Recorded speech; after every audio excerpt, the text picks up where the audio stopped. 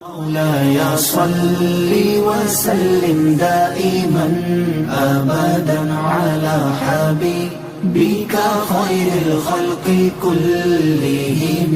مولاي صل وسلم دائما أبدا على حبيبك خير الخلق كلهم. مولاي صل وسلم دائما أبدا. نحمده ونصلي ونسلم على رسوله الكريم. اما بعد فاعوذ باللہ من الشیطان الرجیم. بسم اللہ الرحمن الرحیم. محمد الرسول اللہ والذین معه اشداء علی الکفار رحماء بینہم تراہم رکعا سجدا یبتغون فضلا من اللہ ورضوانا سیماہم فی وجوہہم من اثر السجود. صدق اللہ العلی العظیم. صدق رسولہ النبی الکریم. ونحن علی ذلک لمن الشاہدین والشاکرین والحمد للہ رب العالمین. حضرت گرامی، نبی اکرم صلی اللہ علیہ وسلم کی عظمتیں اور آپ کی شان کے حوالے سے پچھلے ایک دو جمعہ میں قرآن مجید کی ایک دو آیات کے حوالے سے بات کی تھی، اور اس میں یہ بات بڑی واضح طور پر نظر آ گئی کہ اللہ رب العالمین نے نبی رحمت صلی اللہ علیہ وسلم کو جو کچھ بھی عطا کیا ہے وہ بہترین عطا کیا ہے.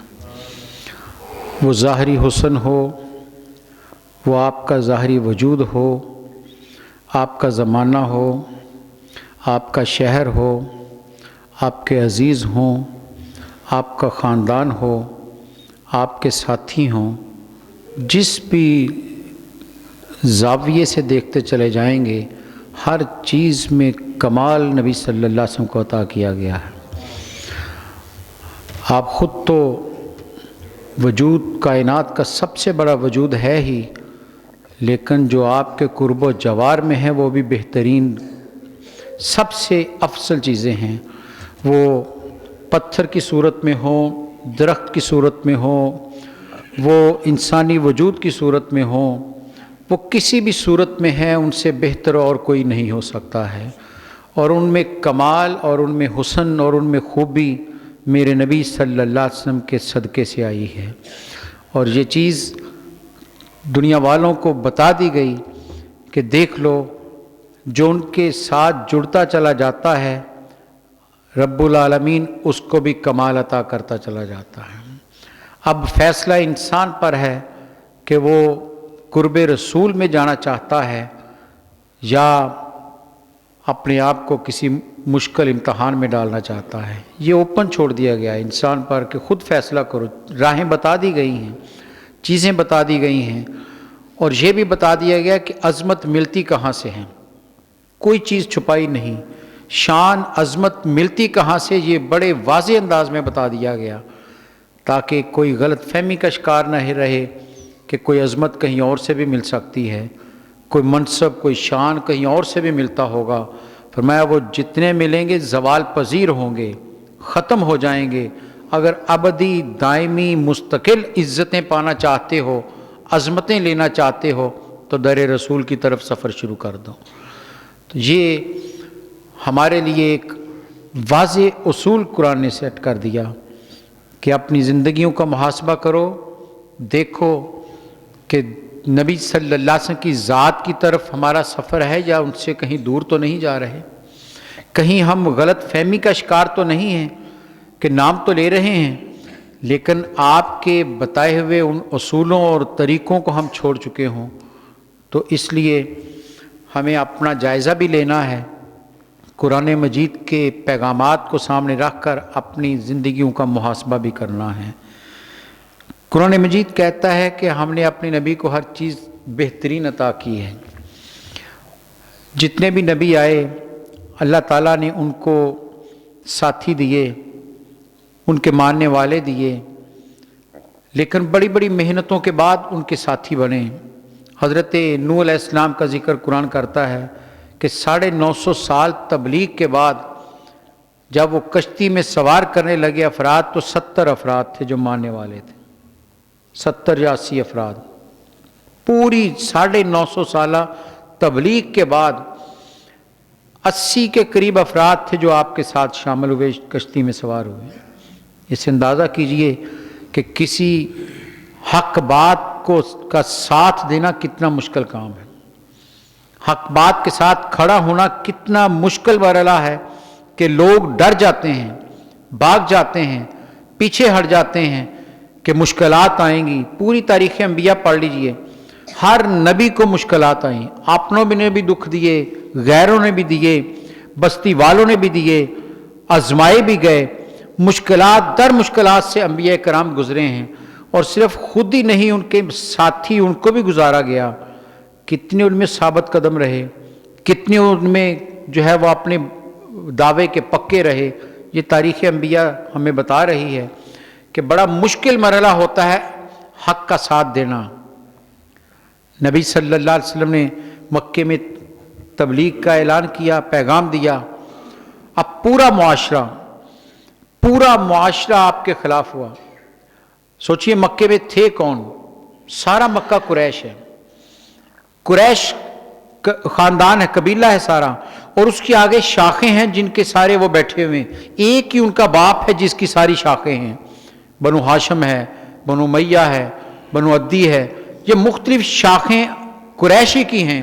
یعنی دیکھا جائے تو ایک خاندان ہے، کہیں نہ کہیں رشتہ جا ملتا ہے. لیکن ایک وجود نے ایک خدا کے ہونے کا اعلان کیا تو معاشرہ کتنا خلاف ہوا ہے، کس قدر مشکلات کا سامنا کرنا پڑا ہے، کتنے اکھڑ اور کتنے بد مزاج قسم کے وہ لوگ تھے. آج بھی تاریخ عرب جب پڑھی جاتی ہے تو اس میں عرب کے کیفیات کو جب ہم دیکھتے ہیں تو ان کی صفات یا ان کی اچھائیاں برائیاں پڑھی جاتی ہیں تو یہ بات بڑی واضح طور پر نظر آتی ہے. ہر مورخ نے لکھا کہ عرب کے رہنے والے اکھڑ تھے، بد مزاج تھے، تہذیب سے واقف نہیں تھے، علم سے انتہائی دور تھے. اسی لیے تو اسے عہد جاہلیت کہا جاتا ہے. اندھیرے ہی اندھیرے ہیں ان پر، نہ کردار میں روشنی ہے، نہ گفتار میں روشنی ہے، نہ کوئی نظریے میں روشنی ہے، نہ معاشرتی روشنی ہے. کسی بھی طرح ان کے اندر روشنی نہیں، اس لیے اندھیرے چھائے ہوئے ہیں. دور جاہلیت کہا جاتا ہے. اس لیے ایسے کسی انسان کو یہ کہنا کہ جو صدیوں سے جس کا خاندان ایک نظریے پر قائم ہو کہ اس نظریے کو چھوڑ کر یہ نظریہ اختیار کر لو، بڑا مشکل مرحلہ ہے، بہت مشکل مرحلہ ہوتا ہے. اور نبی صلی اللہ علیہ وسلم نے یہی فریضہ سر انجام دیا. تبلیغ آسان نہیں ہے، یہ ذہن میں رکھیے، تبلیغ آسان نہیں ہے. قرآن مجید کہتا ہے وَتَوَاصَوْا بِالْحَقِّ وَتَوَاصَوْا بِالصَّبْرِ. جب بھی حق کی تلقین کرو گے، حق کے راستے میں لوگوں کو دعوت دو گے، مشکلات آئیں گی، تکلیفیں آئیں گی، تو مبلغ کا کام کیا ہے؟ وہ صبر کے ساتھ ان مشکلات کا سامنا کرے، وہ ہمت نہ ہارے بلکہ صبر سے کھڑا رہے. اور نبی صلی اللہ علیہ وسلم نے پیغام پہنچایا، گالیاں بھی سنی، لوگوں کی تکلیفیں بھی برداشت کی، ہر طرح کی اذیت بھی برداشت کی، لیکن پیغام دیتے رہے.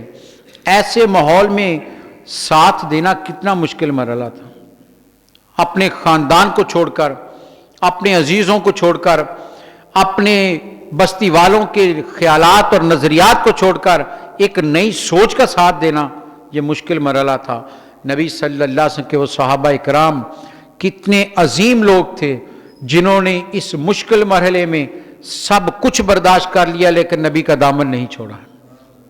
ہر تکلیف برداشت کی، ہر طرح کی اذیت کو سہ لیا، ہر طرح کی پریشانی کا سامنا کر لیجیے.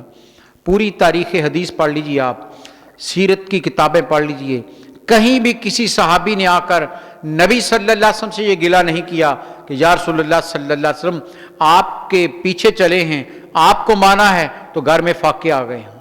کسی نے نہیں کہا، کسی نے یہ نہیں کہا کہ آپ پر ایمان لانے کے بعد میرے لیے باہر نکلنا مشکل ہو گیا ہو.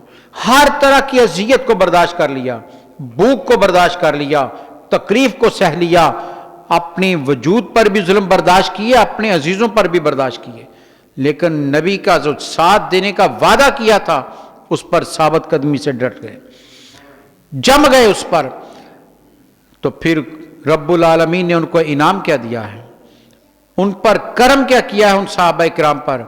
ان صحابہ کرام کی صفات قرآن سورہ فتح میں بیان کر رہا کہ لوگوں میرے نبی کے ساتھیوں کی طرف ذرا دیکھو تو صحیح، یہ کس شان کے لوگ ہیں، کس طرح میرے نبی کے ساتھ چلے ہیں. ہمیں بتایا یہ جا رہا ہے کہ تم ان کی سیرت کو پڑھو، ان کے حالات کا مطالعہ کرو، اور پھر ذرا اپنی طرف بھی غور کرو کہ آج ذرا سی تکلیف آئے تو ہم شکوے شروع کر دیتے ہیں، ہم دین سے پیچھے ہٹنے لگتے ہیں، ہم مصلحت کا شکار ہو جاتے ہیں.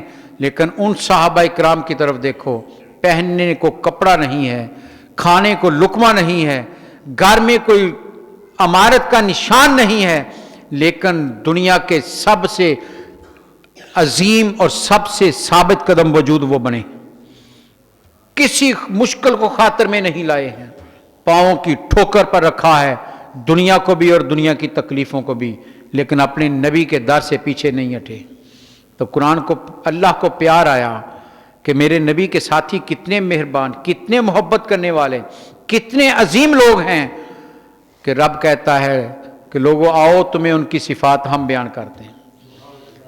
کسی سیرت نگار نے ان کی صفات نہیں بیان کی، کرتے ہوں گے لوگ، تاریخیں لکھی جاتی ہیں، ان کی زندگی کے واقعات لکھے جاتے ہیں، ایک ایک صحابی، بلکہ کتنی کتابیں آ گئی جن میں صحابہ اکرام کے حالات کو جمع کر دیا گیا. اسد الغابہ ہو یا دوسری کتاب میں ہزاروں صحابہ اکرام کے جو حالات ہیں جمع کیے گئے، یہ انسانوں نے کام کیا. لیکن اصل شان یہ ہے کہ رب العالمین میرے نبی کے ساتھیوں کی تعریفیں خود کر رہا. اصل کمال یہ ہے ان کا، کیا وصف تھا ان کا، سوچنا چاہیے کیا کمال تھا ان کے اندر کہ رب العالمین میرے نبی کے صحابہ کا ذکر کر رہا ہے، پیار سے کر رہا ہے. فرمایا محمد الرسول اللہ صلی اللہ علیہ وسلم. لوگوں محمد صلی اللہ علیہ وسلم جن کا نام نامی اسم گرامی ہے، وہ فقط اللہ کے رسول ہیں، کوئی اور ان کا تعارف نہیں ہے، کوئی اور ان کا حوالہ نہیں ہے، کوئی اور ان کی پہچان نہیں ہے، ایک ہی حوالہ ہے، سرتا پا وہ اللہ کے رسول ہیں. اور رسالت میں بھی یہ نہیں کہ کب ہوئے، قرآن نے کوئی قید نہیں لگائی. فرمایا یہ وجود جب سے ہے رسول ہے، جب تک اس پر یقین نہیں رکھو گے تمہارا رسالت پر ایمان مکمل نہیں ہو سکتا. مانو انہیں کہ وہ رسول ہیں. اور اس پر حدیث گواہ ہے، آپ نے سنی پہلے بھی، ام محترم قبلہ ڈاکٹر صاحب علیہ رحمہ بڑی دفعہ یہ حدیث بیان کی. حضرت عبداللہ بن عمر بن عاص رضی اللہ تعالیٰ عنہ بہت جلیل القدر صحابی ہیں. آپ فرماتے ہیں کہ میں نبی صلی اللہ علیہ وسلم کے ساتھ ساتھ رہتا، ہر جگہ موجود ہوتا، آپ جو بھی کلام فرماتے میں کاغذ قلم میرے پاس ہوتا، میں لکھ لیتا، ہر چیز لکھ لیتا. اور یہ ذہن میں رکھیے حضرت عبداللہ بن عمر بن عاص کا یہ لکھا ہوا نسخہ اسے صحیفہ الصادقہ کے نام سے یاد کیا جاتا ہے تاریخ میں. اور حضرت امام مالک امام دار الہجرہ، آپ نے جو حدیث کی پہلی کتاب لکھی موطا، جسے موطا امام مالک کہا جاتا ہے، اس کی ساری بنیاد صحیفہ صادقہ پر ہے. انہوں نے وہی سے ساری زیادہ تر روایات کو لیا ہے. اتنی معتبر، یوں کہا جا سکتا ہے کہ عہد رسالت میں اگر حدیث کا کوئی سب سے بڑا مجموعہ تھا تو حضرت عبداللہ بن عمر بن عاص کا یہی صحیفہ صادقہ تھا. کہتے میں لکھ لیتا تھا، شوق تھا میرا. کہتے ایک دن صحابہ اکرام نے مجھے کہا عبداللہ نہ لکھا کرو. کہا کیوں؟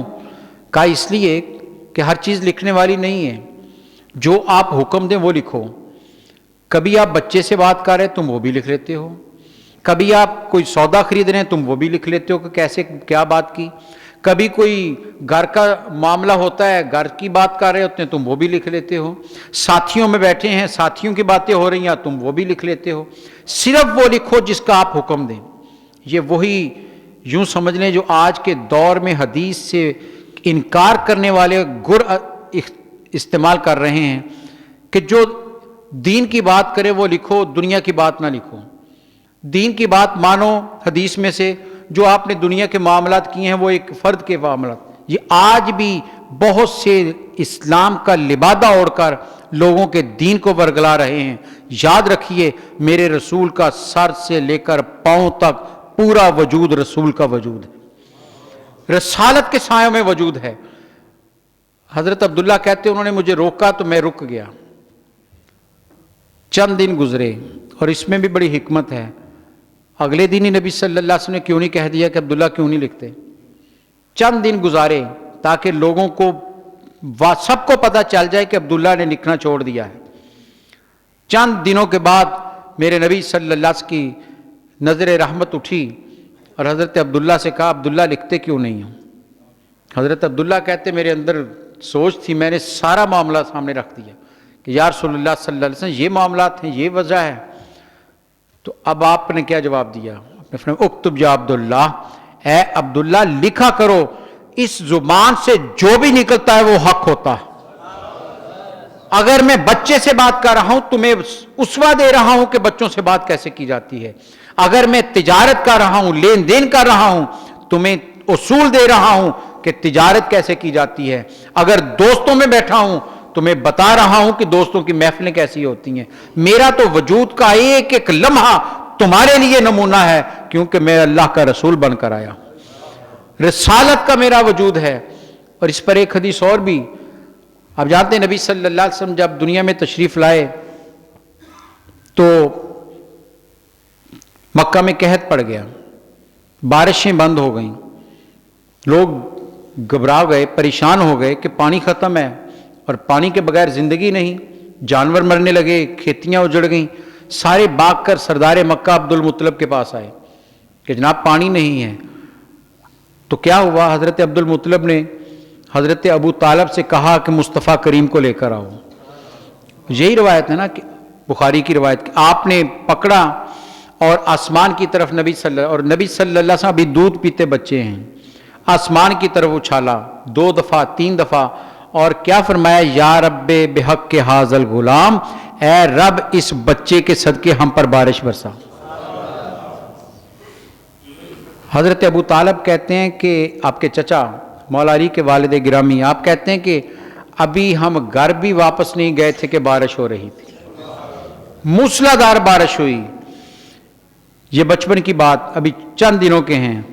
ہجرت کے بعد مدینہ منورہ میں نبی صلی اللہ علیہ وسلم جمعہ کا خطبہ دینے ممبر پر تشریف لائے، ایک عربی کھڑا ہو گیا، یا رسول اللہ صلی اللہ علیہ وسلم ہم مارے گئے، لٹ گئے۔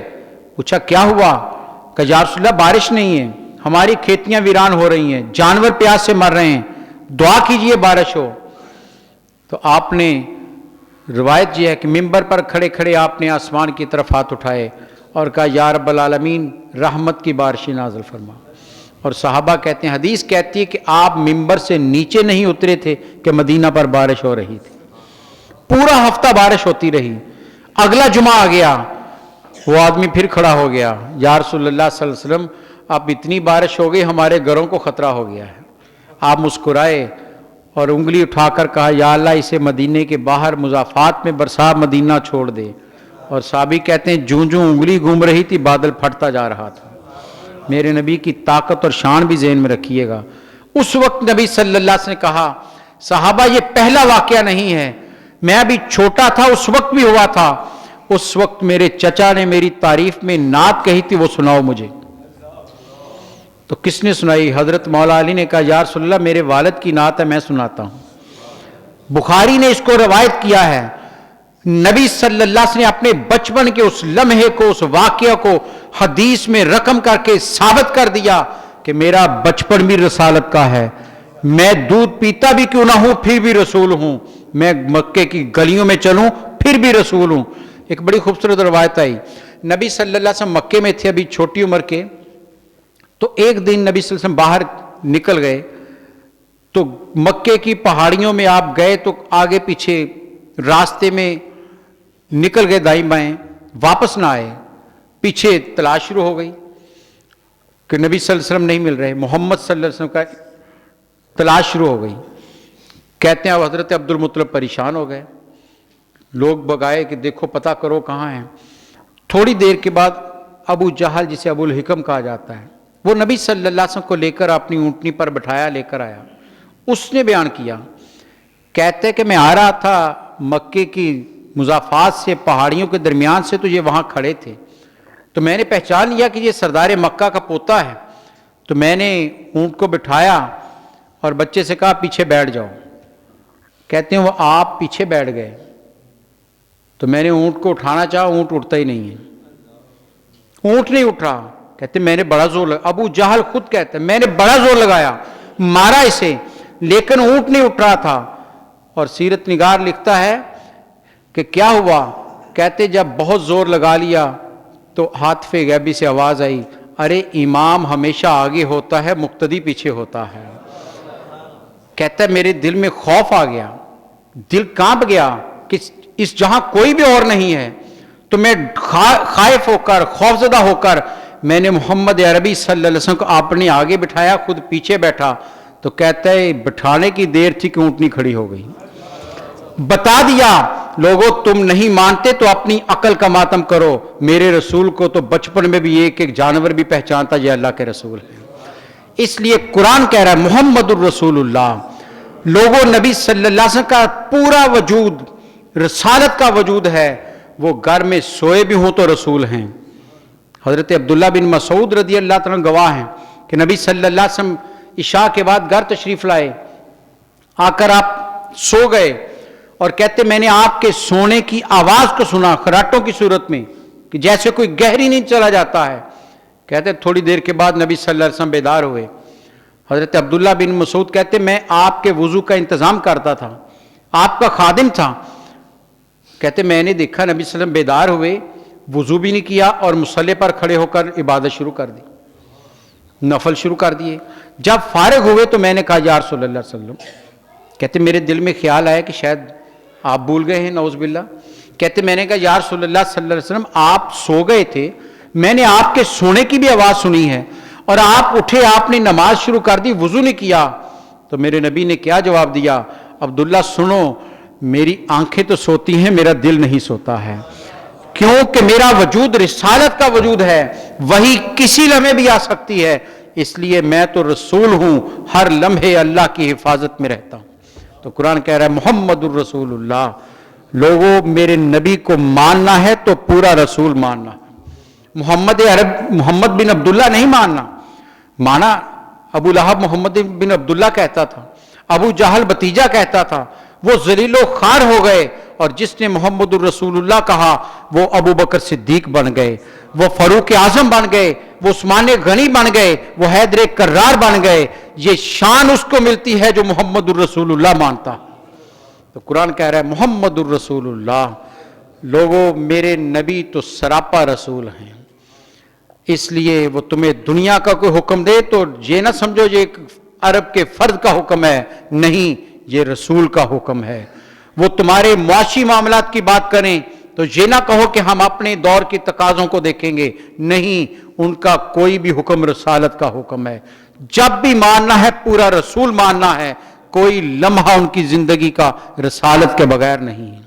یہی تو وجہ ہے نبی صلی اللہ علیہ وسلم امہات المومنین کو حکم دیا تھا، اپنی ازواج کو یہ حکم دیا تھا کہ گھر میں مجھے جو کرتے دیکھو وہ سب لوگوں کو بتاؤ، سب کو بتاؤ، کیونکہ میں گھر میں بھی ہوں تو رسول ہوں، اپنی بیوی کے پاس بھی ہوں تو رسول ہوں. اس لیے قوم کو بتانا ضروری ہے کہ میری زندگی کا ہر لمحہ امت کے لیے اسوہ بن جائے. تو قرآن کہہ رہا ہے محمد الرسول اللہ.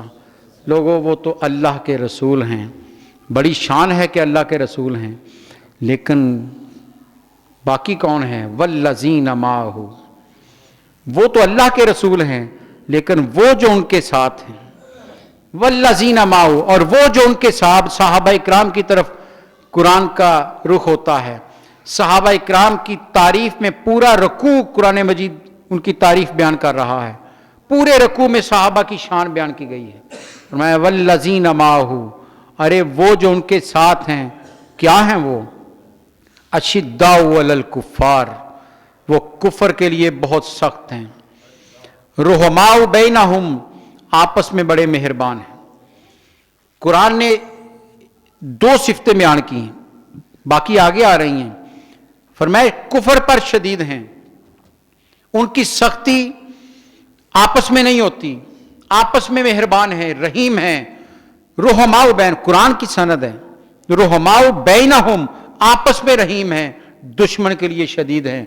کبھی بھی دشمن کا سامنا ہو جائے تو پھر کبھی کمزوری نہیں دکھاتے بلکہ پوری شدت سے اس کے سامنے کھڑے رہتے. اشداء کی مفسرین نے اس کی تفسیر میں لکھا ہے، اس کے معنی میں وہ کہتے ہیں اس سے مراد یہ نہیں کہ بڑے سخت مزاج تھے، کفر کو دیکھتے وہ کہتے ہیں نہیں، بلکہ جب کفر سامنے آ جاتا تھا تو پھر کبھی اس کے ساتھ نرمی نہیں کرتے تھے. اگر کفر مقابلے پر آ گیا ہے پھر کوئی پرواہ نہیں کرتے تھے، لڑ پڑتے تھے اس سے، کوئی سامان ہو یا نہ ہو، پھر بزدلی نہیں دکھاتے تھے. پھر اس لمحے ان کے اندر کمزوری تمہیں نظر نہیں آئے گی. دیکھ لیجئے آپ، بدر کی جنگ میں 313 ہیں، 8 تلواریں ہیں، 1000 کا لشکر سامنے جو مسلح ہے، کوئی کمزوری دکھائی صحابہ اکرام نے؟ کسی صحابی نے. معاذ اور موز ہی دیکھ لیجئے آپ، 11 اور 13 سال کے جوان ابھی جوانی چڑھنے والے ہیں، کس بہادری اور دلیری کے ساتھ لڑے ہیں کہ بازو جو کٹ گیا پاؤں تلے رکھ کر کھینچ کر جسم سے جدا کر دیا کہ میرے نبی کے حکم پر جہاد میں رکاوٹ نہ بن جائے، جہاد کے راستے میں رکاوٹ نہ بن جائے، دشمن کے سامنے کمزوری نہ دکھانی پڑ جائے، میں جوان مردی سے لڑوں گا. ایک ایک صحابی کی تاریخ پڑھ لیجئے، جس جوان مردی کے ساتھ، جس بہادری کے ساتھ کفر کا مقابلہ کیا ہے، تاریخ ایسی مثال کبھی پیش نہیں کر سکتی. کیوں کہتا ہے شداء علی الکفار؟ حضرت عمر فاروق سے پوچھ لیجئے، کہتے ہیں سخت مزاج تھے، ان کے دونوں رخ، دونوں پہلو ہمارے سامنے ہیں. بدر کی جنگ میں 70 کافر گرفتار ہوئے، میدان سے پکڑے گئے، جنگ کرتے ہوئے مارنے آئے تھے، گرفتار ہو گئے. نبی صلی اللہ علیہ وسلم مشاورت کی کہ صحابہ بتاؤ کیا کیا جائے. تو حضرت عمر کا کیا جواب، تو کیا رائے تھی آپ کی؟ کہ یا رسول اللہ صلی اللہ علیہ وسلم، میری رائے پوچھنی ہے تو میری رائے یہ ہے کہ جس کا جو رشتہ دار ہے وہ اپنے ہاتھوں سے اس کا سر قلم کرے تاکہ دنیا کو پتہ چل جائے کہ اسلام کے علاوہ ہمارا کوئی رشتہ نہیں، کوئی رشتہ نہیں. اور آگے کیا فرمایا؟ کہ یا رسول اللہ میرا ماموں گرفتار ہوا ہے، کفر کی طرف سے آیا ہے، میرے حوالے کرے، میں اس کی گردن اڑاتا ہوں. اشداء علی الکفار، کفر کے لیے کوئی نرمی نہیں ہے، سختی ان کے مزاج میں ہے دشمن کے لیے. لیکن دوسرا رخ بھی دیکھ لیجئے، رحماء بینہم. حضرت عمر جیسا جلیل القدر صحابی، جس کے بارے میں میرے نبی صلی اللہ علیہ وسلم ارشاد فرمائے کہ میرے عمر کی ہیبت اور جلال اتنا ہے کہ جس راستے سے عمر جائے شیطان راستہ چھوڑ دیتا. فرمائے میرے بعد اگر نبی ہوتا تو عمر ہوتا، لیکن خبردار لا نبی بعدی، میرے بعد نبی کوئی نہیں ہے. شان یہ ہے، اتنی عظمت والا. آج ذرا ہم اپنے آپ کو بھی آئینے میں رکھتے چلے جائیں. ہمارے گھروں میں، ہماری فیکٹریوں میں، ہماری دکانوں پر، ہمارے دفاتر میں جو چھوٹے لوگ ہوتے ہیں کام کرنے والے، ہمارا ان کے ساتھ رویہ کیا ہے؟ ہم کس لہجے سے ان کو مخاطب کرتے ہیں، کس طرح ان کو آواز دیتے ہیں، کس طرح ان پر حکم چلاتے ہیں. اور ادھر دیکھیے قرآن کہتا ہے میرے نبی کے صحابہ کی شان، رحماء بینہم. حضرت عمر فاروق جیسا اتنا بڑا جلیل القدر صحابی، لیکن دوسری طرف حضرت بلال جو بکے ہوئے ہیں، خریدا ہوا غلام، جس کا مکے میں، مدینہ میں، عرب میں کوئی رشتہ دار نہیں ہے، جو حبشہ سے آیا ہے، کالی رنگت ہے، کوئی جائیداد نہیں، کوئی ان کے پاس دولت نہیں. تاریخ کہتی ہے حضرت عمر جیسا جلیل القدر صحابی جب بھی حضرت بلال کو مخاطب کرتے تھے تو کہتے تھے سیدنا بلال، اے ہمارے سردار بلال بات سن. آج جھانکیے اپنے اپنے، ہمیں سب کو جھانکنا چاہیے ہم اپنے چھوٹوں کے ساتھ کیا رویہ رکھتے ہیں. میرے نبی کی سیرت صرف کتابوں کے لیے نہیں تھی، میرے نبی کا اسوہ زندگی میں اترنے کے لیے تھا، اور صحابہ نے اسے اتار کر دکھایا ہے. وجود میں ڈلا ہے اسوہ میرے رسول کا کہ چھوٹوں کے ساتھ محبت کی ہے. قرآن کہتا ہے رحماء بینہم.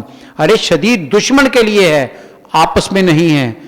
آج تو ہم بھائی کی چھوٹی بات کو معاف کرنے کو تیار نہیں. ہم تو اپنے عزیز رشتہ دار کی چھوٹی سی سخت لہجے کو برداشت کرنے کو تیار نہیں. اپنے ہمسائے کی ایک بات کے 10 سنانے کو تیار ہوتے ہیں. اور دعویٰ اس نبی کا ہے جو اس کی تعلیمات یہ ہیں کہ آپس میں رحیم ہوتے ہیں، اور رب گواہی دے رہا ہے، خدا گواہی دے رہا ہے کہ نبی کے ماننے والے غلاموں کی شان یہ ہے رحماؤ بینہم، وہ تو بڑے رحیم ہیں آپس میں۔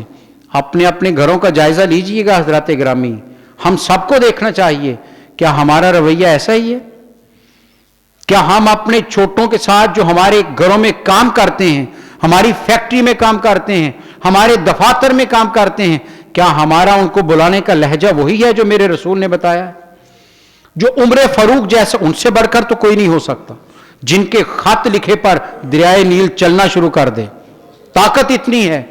ارے وہ ان کا ایک دوسرا پہلو بھی دیکھیے، مدینہ منورہ میں امیر المومنین ہیں، 22 لاکھ یا 24 لاکھ مربع میل پر حکومت کرنے والا، آج چھوٹے چھوٹے ٹکڑوں پر حکومت کرنے والوں کے نخرے برداشت نہیں ہوتے۔ اتنی بڑی سلطنت کا حکمران، کیسر بھی ڈرتا ہے، کسرا بھی کانپ رہا ہے کہ عمر حکمران ہے اسلام کا۔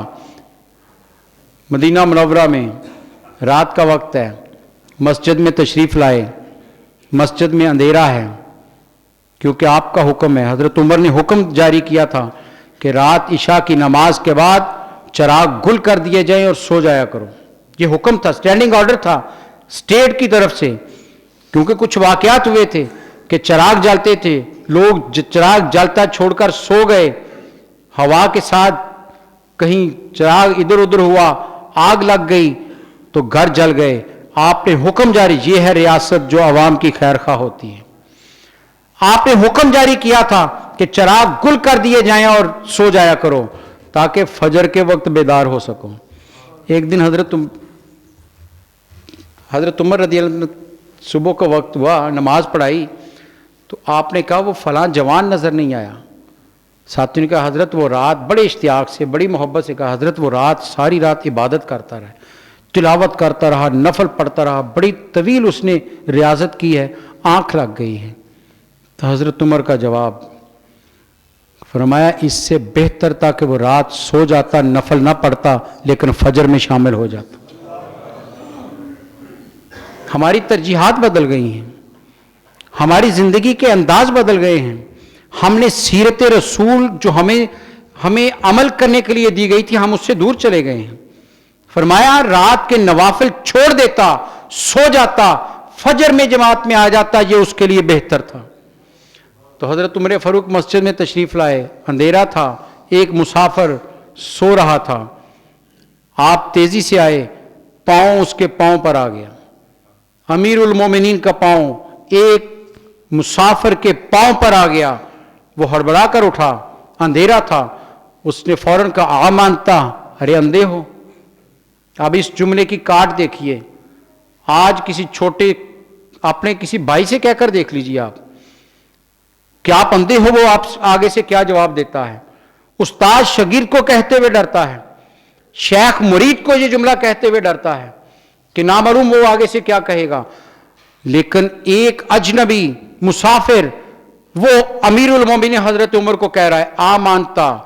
اب قرآن کی اس آیت کی تفسیر دیکھیے، رحماؤ بینہم، آپس میں قرآن کہہ رہا ہے بڑے رحیم ہیں، تاریخ کہتی ہے حضرت عمر فاروق وہیں اس کے قدموں میں بیٹھ گئے، وہیں بیٹھ گئے، اپنے ہاتھ اس کی ٹانگوں پر رکھ دیے اور بڑی لجاجت سے، بڑی محبت سے، بڑے پیار سے کہا بھائی اندھا نہیں ہوں، اندھیرے کی وجہ سے نظر نہیں آیا، مجھے معاف کر دو۔ رحماء بینہم اشداء علی الکفار، کفر کے لیے سخت ہو سکتے ہیں، مومن آپس میں سخت نہیں ہو سکتا۔ قرآن کی سند اس پر موجود ہے۔ اگر آپس میں سختی آ رہی ہے پھر ہمیں اپنے ایمان کا جائزہ لینا چاہیے، سوچنا چاہیے کہ کیا وجہ ہے کہ قرآن تو کہتا ہے کہ مومن رحیم ہوتے ہیں آپس میں، اور ہمارے اندر آپس میں ایک دوسرے کے لیے نفرت، شدت، سختی آ جائے۔ نہیں، ایک صحابی نے کہا نبی صلی اللہ علیہ وسلم سے کہ یا رسول اللہ علیہ وسلم میرا دل سخت ہے، سختی ہے میرے اندر، کیا کروں؟ تو نبی صلی اللہ علیہ وسلم کو گر بتایا، نسخہ، کائنات کے طبیب نے نسخہ بتایا، کہا کسی یتیم کے سر پر ہاتھ پھیرا کرو، رب دل میں نرمی پیدا کر دے۔ کیا مطلب؟ ارے جو محروم طبقہ ہے اس کے ساتھ ہمدردی کرو، جو تمہارے چھوٹے ہیں ان کے ساتھ شفقت کرو، پیار سے سلوک کرو، تمہارے دل کی سختی اس سے دور ہو جائے گی۔ تو قرآن کہتا ہے میرے نبی کے صحابہ کی شان کیا ہے، وہ کفر کے لیے تو سخت ہو سکتے ہیں، آپس میں بڑے مہربان ہیں۔ علامہ اقبال نے شاید اسی آیت کو سامنے رکھا اور اسے اپنے شعر میں ڈال دیا کہ ہو حلقہ یاراں تو بریشم کی طرح نرم، دوستوں کی محفل ہو تو ریشم کی طرح نرم ہوتے ہیں، ہو حلقہ یاراں تو بریشم کی طرح نرم، رزم حق و باطل ہو تو فولاد ہے مومن۔ کفر سامنے آ جائے تو مومن فولاد کی طرح کھڑا ہوتا ہے، وہ سر ٹکرا کر اپنا سر تو پھوڑ لے گا لیکن ایمان والوں کو ہٹا نہیں سکتا۔ اللہ تعالی ہمیں قرآن کو سمجھ کر اپنی زندگیاں بہتر کرنے کی توفیق عطا فرمائے۔ یہ پورا رکوع جو سورہ فتح کا آخری رکوع ہے میرے نبی کے صحابہ کی شان میں ہے۔ کوشش کریں گے، اللہ نے توفیق بخشی کہ ہم اس پورے رکوع سے ایک دفعہ گزر جائیں کہ رب نے نبی کے صحابہ کی شان کیا بیان کی ہے، کیا خوبیاں تھیں ان کے اندر کہ رب کو پسند آ گئی ہیں۔ اللہ تعالی ہمیں قرآن سمجھ کر اس پر عمل کی توفیق عطا فرمائے، ہمیں اپنے جذبات پر قابو رکھنے کی توفیق عطا فرمائے، زبانوں میں نرمی لانے کی توفیق عطا فرمائے، ایک دوسرے کے ساتھ پیار اور محبت کی توفیق عطا فرمائے۔ وآخر دعوانا ان الحمدللہ رب العالمین۔ مولاي صل وسلم دائما أبدا على حبيبك